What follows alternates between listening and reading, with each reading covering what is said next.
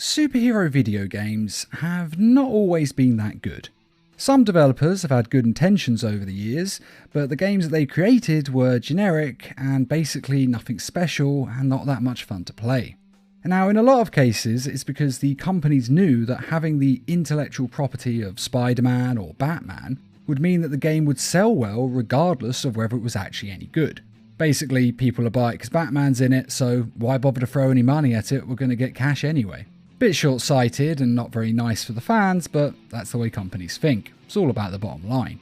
However, this all changed with Batman Arkham Asylum. After this, the bar was raised on superhero games, to the point where current-day superhero games are absolutely amazing. At least some of them are. There are still bad ones, of course. And we're going to look at the video games being released in 2022, which hopefully will be some of the amazing ones. Gotham Knights. This is a game that I have personally been waiting for years, and it was meant to come out sooner, but it was delayed to 2022. Now, in the video game, Batman is dead, and you play as the Bat family, who are in Gotham City to pick up the slack. You can be Dick Grayson, Jason Todd, Barbara Gordon, or Tim Drake. Each of them has unique skills and abilities, such as Barbara Gordon being able to summon a flock of bats to defend herself, or Tim Drake being able to teleport using the Justice League Watchtower satellites. And from the trailers, it looks like Barbara Gordon's gameplay is the most similar to the Arkham Batman's gameplay. So basically playing as her will be as close as we can get to playing as Batman, which is why I'm personally looking forward to playing with her character the most. But you can of course choose any one of these four to play as. Now, the Bat family goes up against the Court of Owls as the main plot of the game, but it does look like there'll be a lot of other villains and a lot of other side missions throughout Gotham City, so there's going to be a lot to do. Now, the game is made by Montreal Studios, who made the Batman Arkham Origins game, which was the least successful of the Arkham games, but it's actually not as bad as people say. And in all honesty, Gotham Knights actually looks like it's going to be a lot of fun to play. Suicide Squad kills the Justice League.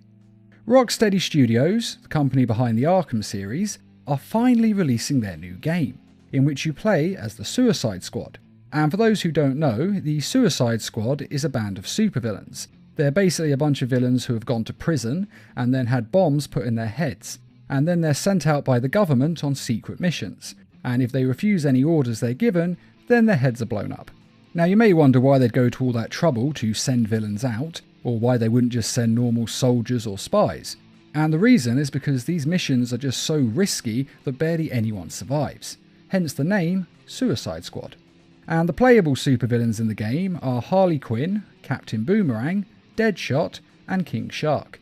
And each character has unique abilities and skills, such as King Shark's extreme strength, Deadshot's guns, and Captain Boomerang's teleporting. Now, the plot of the game is basically the title, but essentially, Brainiac is invading, or at least attacking the Earth, and he seems to have mind-controlled the Justice League members, and so it's up to the Suicide Squad to take them down. Which is a bit ridiculous considering the difference in their power levels, but I'm sure it's going to lead to some very interesting boss fights throughout the game. Now, personally, I would have preferred for Rocksteady to just make another Arkham game, but this does look pretty interesting.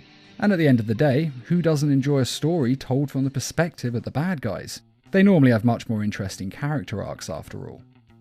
DC League of Super Pets: The Adventures of Krypto and Ace. To coincide with the release of the DC Super Pets film, there will also be a spin-off video game that looks like it has quite basic gameplay, to be honest. The game will be starring Superman's dog Krypto, who is voiced by The Rock, and it will star Batman's dog Ace, who is voiced by Kevin Hart. Or at least they voiced them in the actual movie. We don't know for sure if it will be the same in the video game, but hopefully it will. There's not really a lot to say about this, as there aren't many details that have been released, though from the trailer it looks like quite simple gameplay meant for young kids. But we'll have to wait and see before we know for sure. It might surprise us. Marvel's Midnight Suns. Now, this game is coming out in March, and it's a strategy RPG that blends turn-based gameplay with abilities that are executed through a randomised deck of cards. And the game's story involves a team of heroes coming together to stop the magical threat of Lilith, who has been resurrected by Hydra. And the new hero, Hunter, who is the child of Lilith, is the only one who can kill her. And basically, the other heroes are going to help Hunter take her down. The game is going to feature 13 different Marvel heroes, including Wolverine, Captain America, Iron Man, Doctor Strange, Captain Marvel, and Blade, just to name a few.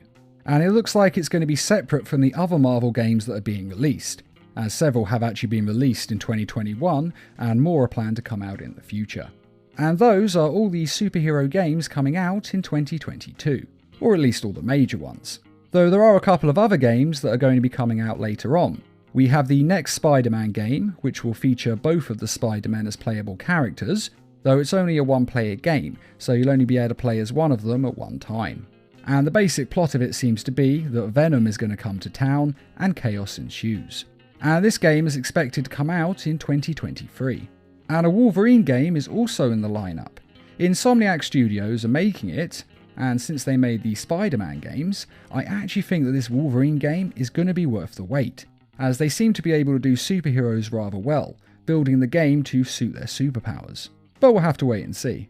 Sadly, there is no release date on this yet, but it's not likely to be before 2023 at the earliest, and quite likely it will come out later than this.